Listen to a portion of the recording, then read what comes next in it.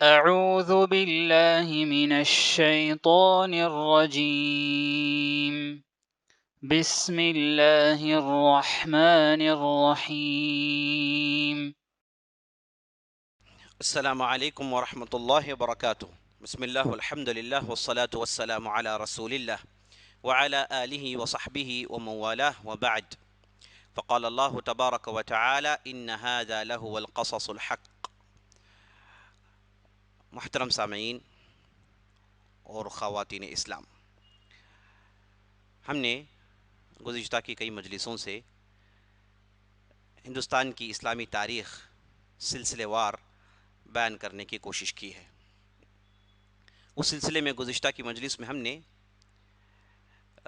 ہمایون کے تعلق سے سنا کہ یہ شیر شاہ سوری نے انہیں دلی کے تخت سے دور کر دیا اور پھر وہ دلی کے تخت پر قابض ہو گئے، جہاں وہ اور ان کا خاندان 15 سال تک حکومت کرتا رہا۔ اور پھر ہمایون ایران پہنچ گئے تھے اور ایران سے واپس آئے 1554 میں 1554 میں، اور پھر ایرانی لشکر کی مدد سے وہ دوبارہ ہندوستان میں داخل ہوتے ہیں، اور اس وقت کے شیر شاہ سوری کے جو جانشین تھے وہ کمزور ہو گئے تھے آپسی اختلافات کی وجہ سے، وہ ہمایون کا حملہ برداشت نہیں کر پائے۔ آخر کار انہیں ختم کر کے ہمایون سلطنت کی گدی میں بیٹھ جاتے ہیں۔ شیر شاہ کی طرف سے آخر جو جھڑپیں ہوئی، جس کی ذمہ داری ایک ہندو ان کے ایک مشیر ایک وزیر کی تھی جن کا نام ہیمون بقال تھا، جنہیں ختم کرنے کے بعد ہمایون پھر سے دلی کے تخت پر بیٹھ جاتے ہیں، اور جیسے ہی بیٹھتے ہیں چند ماہ کے اندر ان کی وفات ہو جاتی ہے۔ وہ کیسے وفات ہوتی ہے جس کا ذکر ہم نے گزشتہ کی مجلس میں کر دیا۔ تو ہمایون کی وفات 1555 میں ہو جاتی ہے۔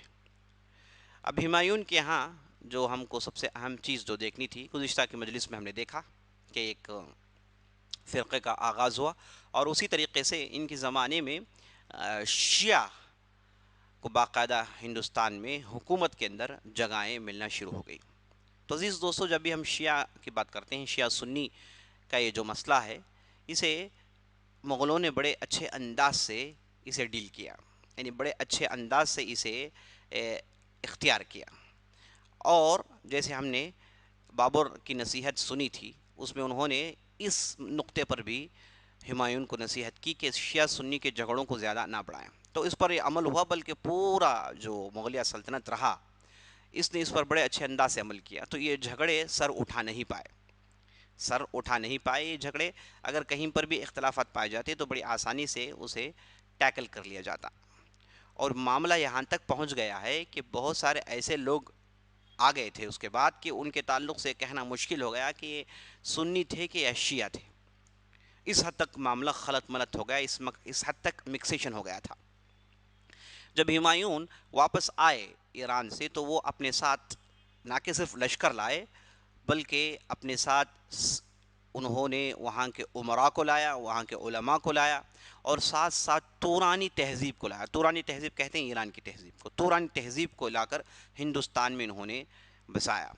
اور اس کے بعد ہم یہ دیکھتے ہیں کہ ہمایون اس کے بعد سے لے کر باقاعدہ اپنی سلطنت میں بہت سارے اہم مناصب، اہم عہدوں کو انہوں نے شیعوں کو دیا تھا، اور یہ اہم عہدے میں بیٹھ کر انہوں نے اچھا خاصا خدمت کیا تھا ہندوستان کا۔ تو معاملہ یہاں تک پہنچ گیا کہ ہم فرق نہیں کر پاتے، یہاں تک کہ بڑی بڑی شخصیتیں ایسی گزری ہیں، چاہے وہ دینی شخصیتیں ہوں یا پھر سیاسی شخصیتیں، جن کے تعلق سے فیصلہ کرنا مشکل ہے کہ یہ شیعہ تھے کہ سنی تھے۔ جیسے اکبر کے ساتھ جو مشہور ان کے وزیر تھے بیرم خان، ان کے تعلق سے کہا جاتا ہے کہ یہ شیعہ تھے، لیکن پتہ نہیں چلتا۔ اور اسی طریقے سے بہت سارے بزرگ، جیسے ہم ہندوستان کے ایک مشہور بزرگ جن کا نام گیزو دراز ہے، حضرت گیزو دراز، ان کے تعلق سے یہ بھی کہا جاتا ہے کہ یہ شیعہ رہے ہوں گے۔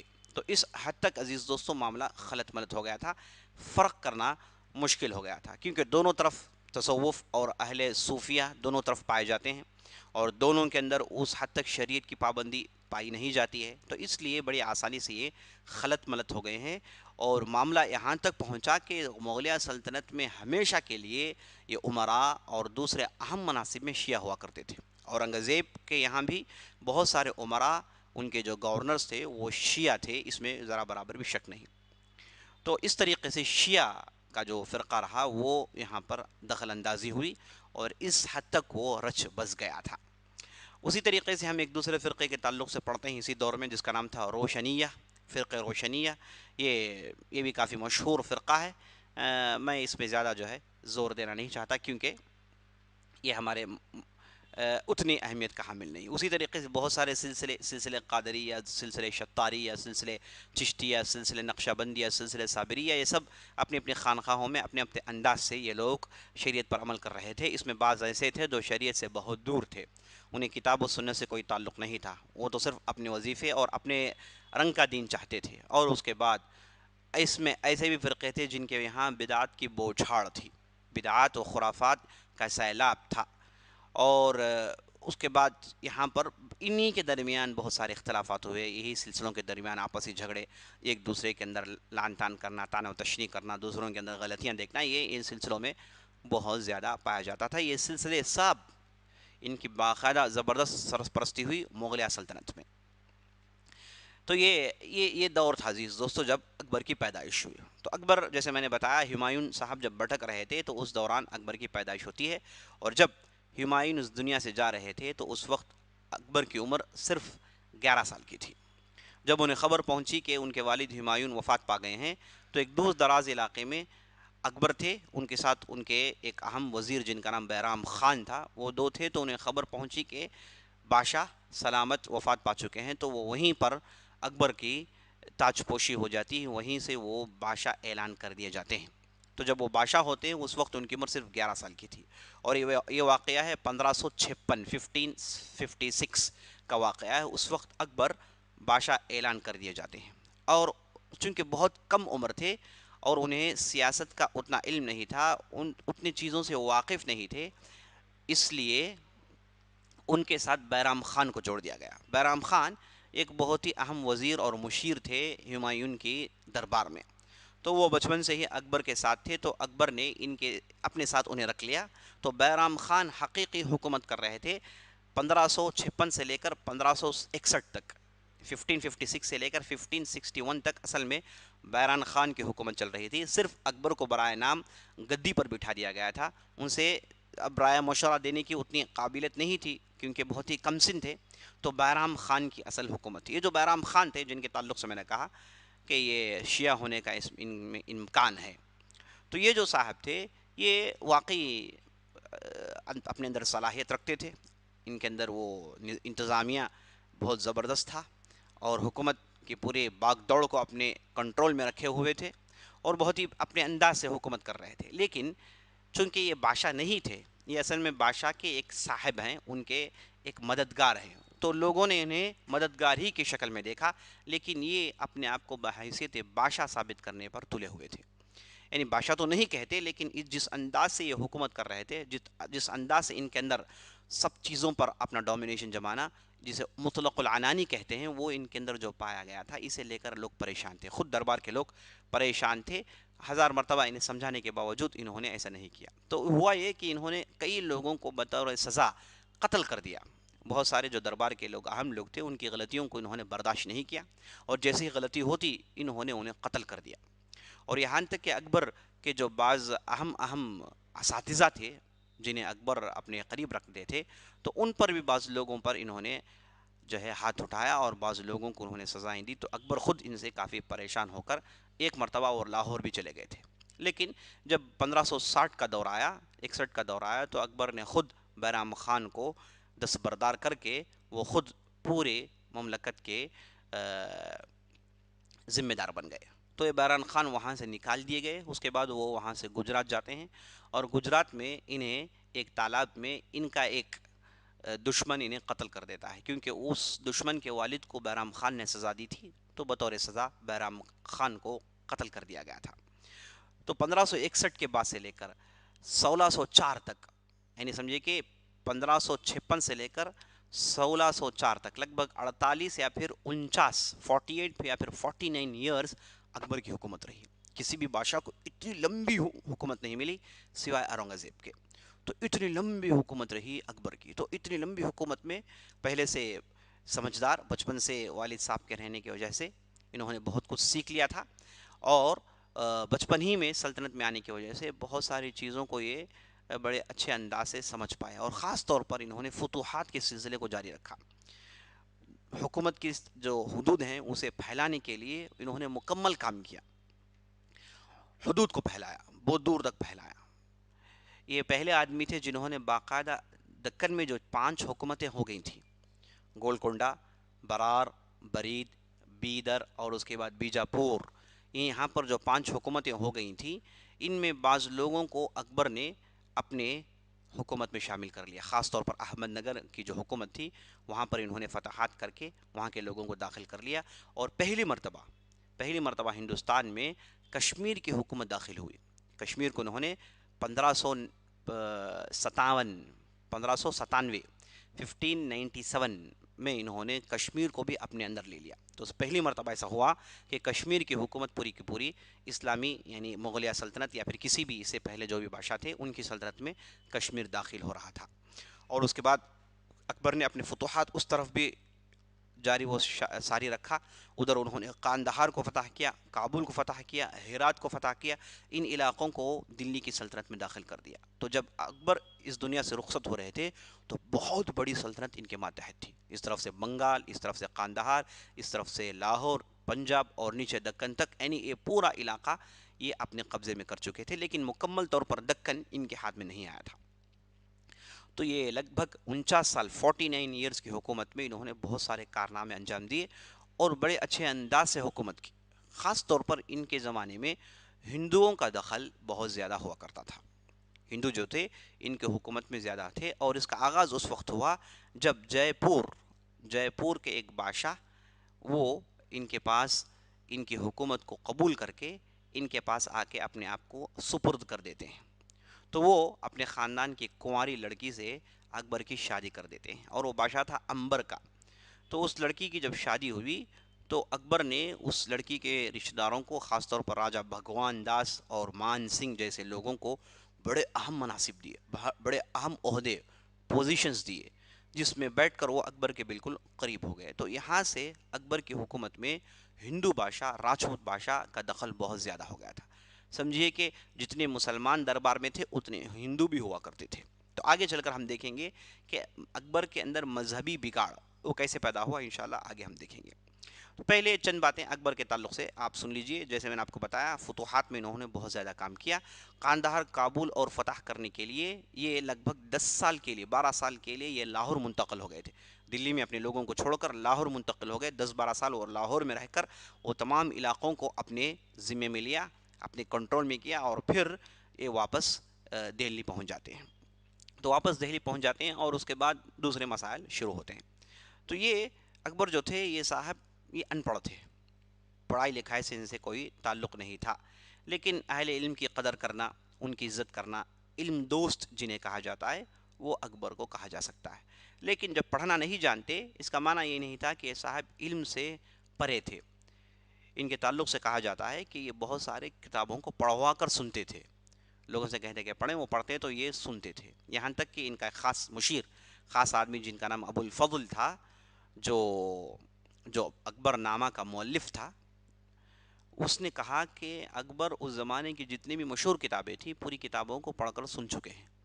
तो ये उनके मजलिस में बैठकर इन किताबों को पढ़ते और अकबर इन किताबों को कसरत से सुनते थे, और इन्हें हर किताब ख़त्म होने के बाद दूसरी किताब सुनने का शौक़ पैदा होता। तो इस तरीके से बहुत ही अहम जितनी भी किताबें थी पूरी किताबों को अकबर ने सुन डाला था। तो इससे मालूम हुआ कि किस हद तक ये अनपढ़ थे, लेकिन उसके बावजूद काफ़ी इल्म रखते थे, बहुत सारी चीज़ों को ये सुनकर जान चुके थे। और ये भी बात मालूम होती है कि ये अपने साथ अहले इल्म को रखने के लिए बहुत ज़्यादा ख्वाहिशमंद होते थे, अहले इल्म को अपने पास रखते। तो ये इनके ज़माने में देखिए बाज़ उलमा के नाम गिनवाता हूँ मैं जो बहुत ही अहम थे, ख़ास तौर पर उसमें मखदूमुल मुल्क और सदरुस सुदूर, ये 2 अफराद थे जो अकबर के दरबार में उन्हें काफ़ी अहमियत हासिल थी। दोनों अहले इल्म थे, दोनों इल्म दोस्त थे, इल्म वाले थे। असल में ये 2 شیر شاہ سوری کے زمانے میں شیر شاہ سوری کے تعلق سے میں نے بتایا تھا کہ وہ بہت ہی فقیہ اور عالم قسم کے آدمی تھے. تو انہوں نے ان دونوں کو اتنی ذمہ داری دے رکھی تھی کہ ان کی بستی میں جہاں کہیں بھی غیر شرعی بات ہو، غیر اسلامی کچھ ہو، تو فوراً یہ اقدام اٹھا سکتے ہیں، فوراً یہ اسٹیپ اٹھا سکتے ہیں اور اسے روکنے کے لیے پورا انتظام کر سکتے ہیں. اس حد تک انہوں نے چھوٹ دے رکھی تھی ان دونوں کو. ایک کا نام صدر الصدور، دوسرے کا نام مخدوم الملک. یہ دونوں کو اتنی زیادہ یہاں پر ذمہ داری دی گئی تھی. تو اس سے یہ ہوا کہ جب پھر ہمایوں واپس آئے تو ان دونوں کو ہمایوں نے ریٹین کر لیا، اپنے پاس رکھ لیا. اور جب اکبر آئے تو ان دونوں کو اکبر نے اسی انداز سے ذمہ داری دے رکھی تھی. لیکن یہ بھی باز رائے ہیں کہ انہی کی وجہ سے اکبر کے اندر آگے چل کے بگاڑ بھی پیدا ہوئے. اللہ عالم، انشاءاللہ تفصیل دیکھیں گے. تو یہ تو مخدوم الملک اور صدر الصدور. اور اسی طریقے سے ان کے جو وہ قریبی لوگوں میں مبارک شاہ ایک صاحب تھے جن کے دو بیٹے، ایک کا نام ابو الفضل، دوسرے کا نام فیضی. یہ بھی ان اکبر کے قریب تھے. یہ ایسے لوگ تھے جنہیں اکبر چھوڑنا پسند نہیں کرتے تھے. اور اسی طریقے سے ایک واقعہ جس کے ذریعے سے ہم کو معلوم ہو جائے کہ اکبر اہل علم کو اپنے قریب رکھنے کے لیے کتنے کوشاں ہوا کرتے تھے. ایک صاحب تھے جن کا نام بدایونی. وہ منتخب تواریخ ایک کتاب لکھے اس زمانے میں، جس میں اکبر اور اس سے دوسرے بادشاہوں کی زندگی اور ان کے واقعات کو انہوں نے درج کیا ہے. اس کتاب کے مؤلف ایک مرتبہ یہ خواہش کرتے ہیں کہ وہ دربار سے نکل کر دوسرے علاقے میں چلے جائیں. وہ چاہتے تھے کہ اجمیر کے علاقے میں چلے جائیں، وہاں پر بقیہ زندگی گزارے. تو اس کے لیے انہوں نے کوششیں کی، دربار میں بات چیت ہوئی. لوگوں نے کہا کہ ٹھیک ہے بدائن کو بھیج دینا چاہیے. اور بدائن کی جو ہے رخصتی کی جو ہے تیاری ہو رہی تھی. تو ایک دن اکبر نے کہہ دیا کہ میں بدایونی کو چھوڑ کر دور رہ نہیں سکتا، میں روز بدایونی کو دیکھنا چاہتا ہوں. تو اس اعتبار سے وہ اپنے ساتھ لوگوں کو رکھنا پسند کرتے تھے. اور اب چلیے ہم یہ دیکھتے ہیں کہ اکبر کی ابتدائی حالت کیسی تھی. کیونکہ اکبر جب گدی پر بیٹھے تو ان کی زندگی کو ہم دو حصوں میں بانٹ سکتے ہیں. گدی میں بیٹھنے کے 15 سال سے پہلے اور سلطنت میں بیٹھنے کے 15 سال کے بعد. تو یہ جو شروع کے 15 سال تھے اکبر کے بہت ہی زبردست تھے. یعنی 11 سال میں یہ گدی پر بیٹھے تو 15 سال جوڑ لیجئے، یعنی شروع کے 26 سال یہ بڑے ہی زبردست رہے. اور لوگوں کے بہترین انداز سے مشورے لیتے اور اس پر وہ عمل کرتے تھے. یہ شروع کے 15 سال میں بہت سارا فتوحات بھی انہوں نے کیا، یعنی اپنی سلطنت کو بہت زیادہ پھیلا دیا تھا. لیکن اس کے بعد 15 سال کے بعد ان کے اندر مذہبی بگاڑ پیدا ہو گیا، جس کی وجہ سے یہ کافی مشہور ہیں اور مسلمانوں میں اسے لے کر یہ بدنام بھی ہیں. وہ کیسے ہوا انشاءاللہ وہ تفصیل آپ کے سامنے آئے گی. لیکن شروع کے 15 سال آپ جان لیجئے. شروع کے 15 سال اکبر بہت ہی دین پسند آدمی تھے، اور انہیں ایک ایسے استاد کی صحبت ملی جن کی وجہ سے یہ کافی اور دیندار بن گئے تھے. وہ جن کا ذکر میں نے کیا تھا صدر الصدور کے نام سے، جن کا اصل نام تھا عبد النبی. یہ اصل میں عبد القادر گنگوہی ایک بہت بڑے عالم اس سے پہلے گزرے تھے، ان کے پوتے تھے. تو ان کی صحبت میں رہ کر یہ اتنے دیندار ہو گئے تھے اور وہ انہیں بہت ساری دین کی باتیں سناتے تھے، اخلاق کی درستگی کی باتیں سناتے تھے، اچھائی سکھاتے تھے. اور یہ کافی اچھے بن گئے، یہاں تک کہ روزانہ ان کے پاس جا کر بیٹھنا، ان سے درس سننا، ان سے علم حاصل کرنا اکبر کا ایک مشغلہ ہو گیا تھا. اور اسی طریقے سے معاملہ یہاں تک پہنچ گیا کہ وقت سے پہلے اکبر ان کی خدمت میں پہنچ جاتے تھے. اور کبھی کبھار اس درسگاہ کو اکبر جھاڑتے تھے. اور اس کے بعد وہ ایک مسجد کے امام تھے تو اکبر جا کر ان کی مسجد میں اذان دیا کرتے تھے اور کبھی کبھار امامت کیا کرتے تھے اور کبھی کبھار پوری مسجد کو اپنے ہاتھوں سے جھاڑا کرتے تھے. اس حد تک ان کے وہ عقیدت مند ہو گئے تھے. تو اس حد تک ان کے اندر دینی قرب پیدا ہو گیا تھا، جس کی وجہ سے وہ کافی دیندار مانے گئے تھے 15 سال تک. اور اس زمانے میں انہوں نے بہت سارے اچھے کام کیے. بعد میں سمجھیے کہ ان کے مجلس میں دوسرے مذاہب کے لوگ آنا شروع ہو گئے، خاص طور پر ہندو. انہیں ان کے دربار میں ترقی ملی. اور اس کے بعد پورتگیز مشنریز جو آئے تھے اس زمانے میں، انہیں بھی اکبر نے اپنے مجلس میں داخل کر لیا. یہ کیسے ہوا یہ تفصیل انشاءاللہ آگے آئے گی. تو ابتدائی حالات اکبر کے بہت اچھے تھے اور بڑے ہی نیک صفت آدمی تھے اور بہت ہی اچھے آدمی تھے. لیکن بگاڑ عزیز دوستو اس وقت پیدا ہوئی جب یہ ایک عمارت بناتے ہیں جس کا نام عبادت خانہ، جو فتح پور سیکری میں آج بھی موجود ہے. اس کی تعمیر ہوتی ہے. اس کے بعد سے اکبر کے اندر بہت سارے چینجز اور بگاڑ آنا پیدا ہو گئے. اچھا، یہ فتح پور اور سیکری جو علاقہ ہے اسے اکبر نے خود بنایا، اس بستی کو انہوں نے خود بنایا.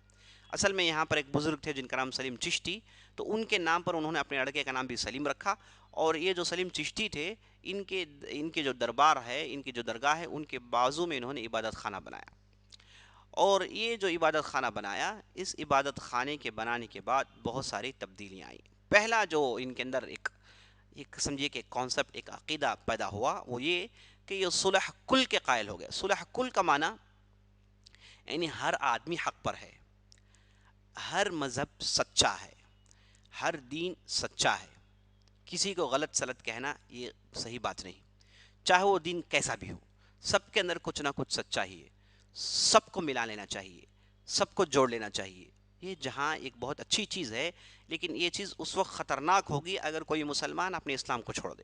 صلح کل کے قائل اسلام بھی ہے، سب کے ساتھ مذہبی رواداری، سب کے ساتھ مل کر رہنا، اور اس کے بعد یہ جو آپس میں سالمیت کے ساتھ رہنا، ایک دوسرے کو تکلیف نہیں پہنچانا، یہ بہت ساری اچھی باتیں تھیں، اس کا کوئی انکار نہیں کر سکتا۔ لیکن جب آدمی اپنے دین کو چھوڑ دے، اپنی دین کے اندر، اپنے عقیدے کے اندر وہ یہ کہے کہ میرا عقیدہ اور فلاں کا عقیدہ جو غیر مسلمان ہیں دونوں ایک ہے، اس کی اسلام میں اجازت نہیں۔ اسلام اپنے عقیدے کو بڑے ٹھوس انداز سے پیش کرتا ہے کہ ایک خدا کا عقیدہ، ایک نبی کی پیروی، اور اللہ اور اللہ کے رسول کے بتائے ہوئے راستے پر چلنا، یہ اسلام کی بڑی ٹھوس تعلیم ہے۔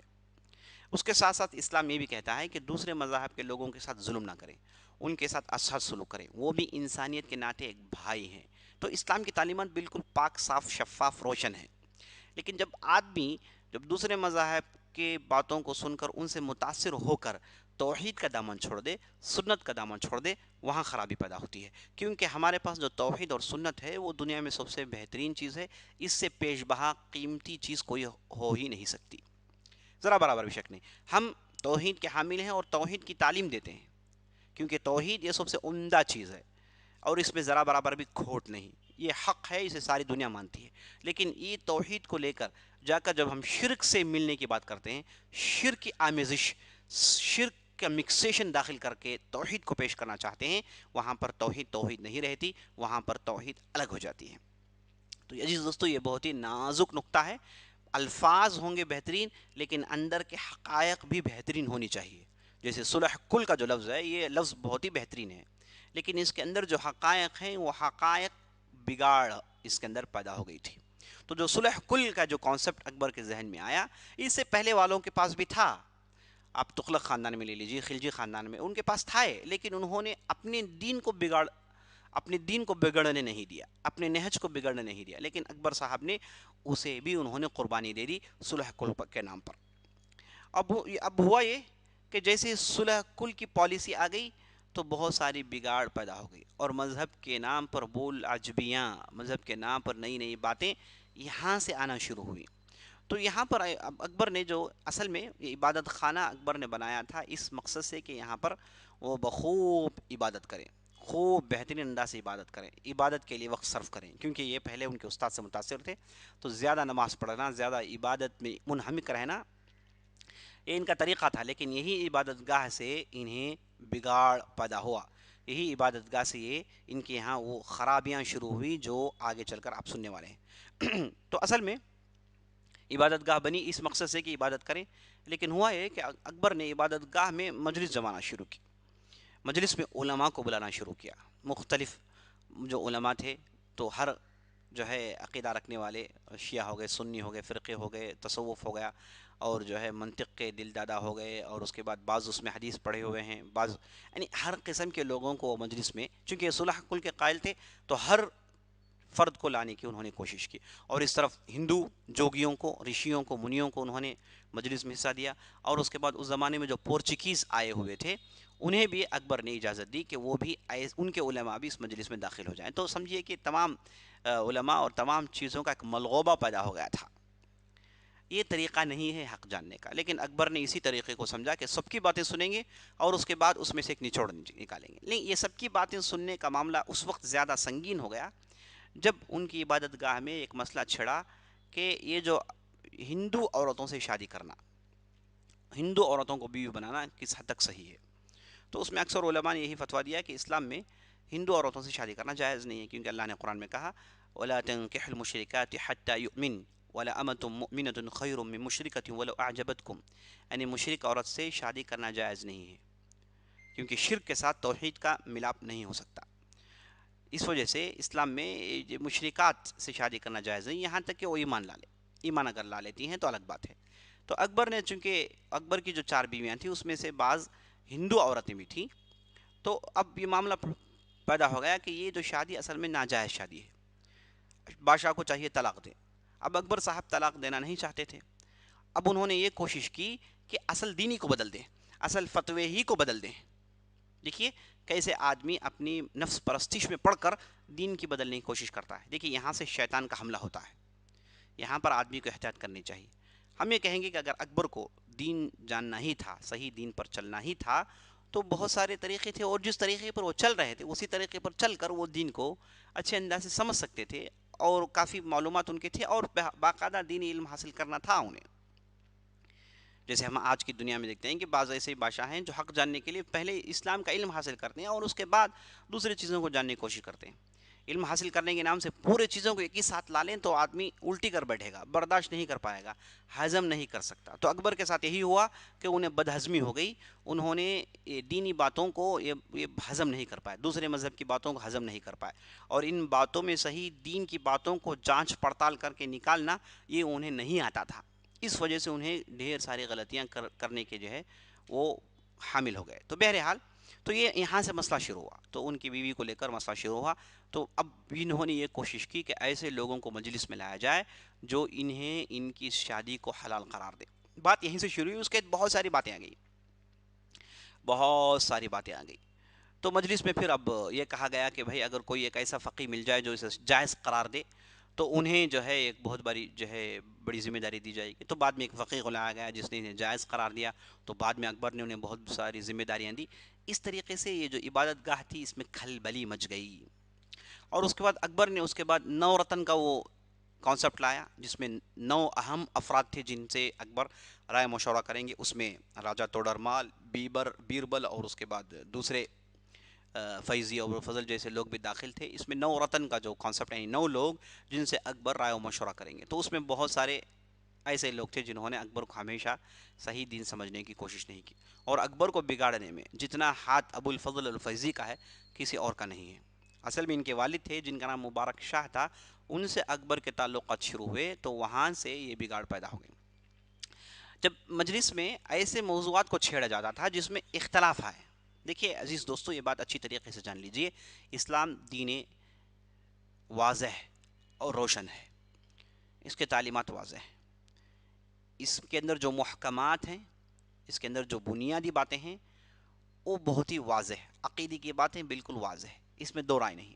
और बाज़ मसाइल ऐसे हैं जिनमें सहाबा के पास उसके बाद के दौर में इख्तलाफात पाया जाता था, तो उन इख्तलाफात को फ़ुक़हा ने उसे बेहतरीन अंदाज से डील किया और उसके उन्होंने फ़तवे दिए, और किसी भी एक मोतबर फ़तवे पर अमल करने में कोई हर्ज नहीं अगर वो फ़तवा किताब और सुन्नत के मुताबिक हो। तो ये मैं मुख्तसर अल्फाज में बात को कह देता हूँ। लेकिन जब इख्तलाफात को आदमी टैकल करना नहीं जानता, हर इख्तलाफात मोतबर नहीं है, हर इख्तलाफ मोतबर नहीं है, और हर इख्तलाफ बेकार भी नहीं है। तो ये बाकायदा इल्म है, इसे उसूलुल फ़िक़्ह और फ़िक़्ह में हम पढ़ते हैं।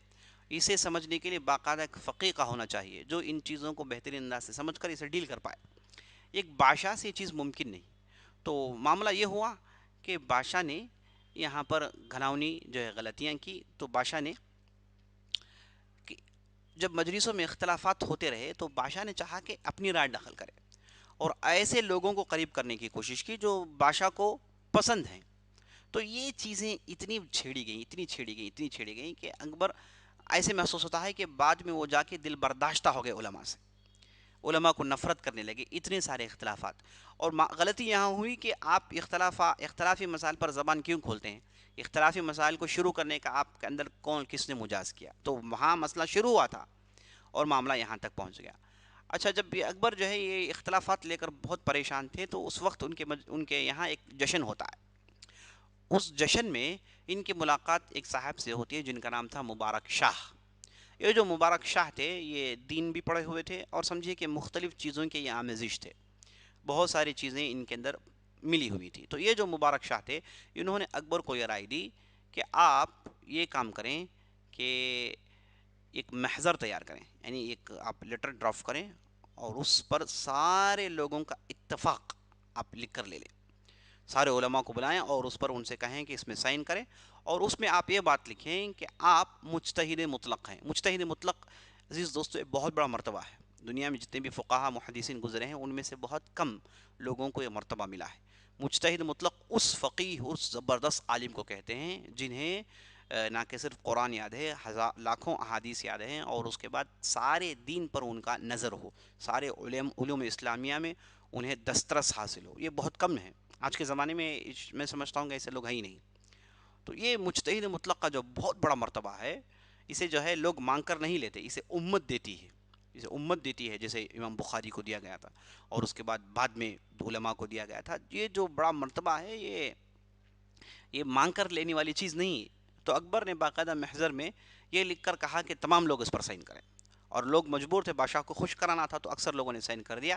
اس کے بعد وہ مجتہد مطلق مانے گئے. یعنی مجتہد مطلق کا کام یہ ہے کہ اگر اختلاف ہو جائے، علمی اختلاف ہو جائے، تو اس میں ان کا فیصلہ آخری فیصلہ مانا جائے گا. دیکھیے دین کے معاملات میں کیسے کھلواڑ ہوا. تو یہ مجتہد مطلق کے درجے میں بڑھ گئے، اور جب بھی کوئی اختلاف ہوتا مجلس میں، علماء اگر ان کے اندر جو ہے چرب زبانی ہو جائے، جھگڑا ہو جائے، تو اکبر کہتے ہیں کہ یہی مسئلہ ہے. یہ صاحب کو نہ علم تھا، نہ انہوں نے فقہ پڑھا ہے، اصول فقہ پڑھا ہے، بس تاریخی کتابیں پڑھی ہیں، حکومت چلانے کی باتیں جانتے ہیں، اس میں انہیں دخل اندازی نہیں کرنی تھی جو انہوں نے کیا، اور اس کا سزا انہیں ملا کہ آگے چل کے دین کے دائرے سے باہر ہونے کے قریب چلے گئے تھے. تو عزیز دوستو یہ ان سے غلطی ہوئی، تو مبارک شاہ کے ایما پر ایک کام ہوا. یہ مبارک شاہ کے اولاد ہے فیضی، اور یہی اس کی دوسری اولاد ہے ابو الفضل. یہ دونوں کو اکبر نے اپنے قریب رکھا، مرتے دم تک دونوں ساتھ رہے، لیکن آخرکار دونوں کو سزائیں جھیلنی پڑی. ان میں سے بعض قتل کر دیے گئے تھے، جو موضوع کے باہر ہے، جس پہ میں جانا نہیں چاہتا تھا. یہاں سے خطرناک بگاڑ اکبر کے اندر پیدا ہوا، جو انشاءاللہ آئندہ مجلس میں دیکھیں گے کہ یہ بگاڑیں کہاں تک پہنچی اور اکبر کا خاتمہ کیسے ہوا، اور اس کے بعد جہانگیر کیسے وہ حکومت میں آتے ہیں، اور ان کے ہاں کیا کیا خوبیاں تھیں اور کیا کیا خامیاں تھیں. یہ لے کر انشاءاللہ آپ کے پاس دوبارہ آئندہ مجلس میں حاضر ہوتے ہیں. تب تک کے لیے اجازت دیجیے. سبحان ربک رب العزت عما یصفون وسلام علی المرسلین والحمد للہ رب العالمین، والسلام علیکم ورحمۃ اللہ وبرکاتہ.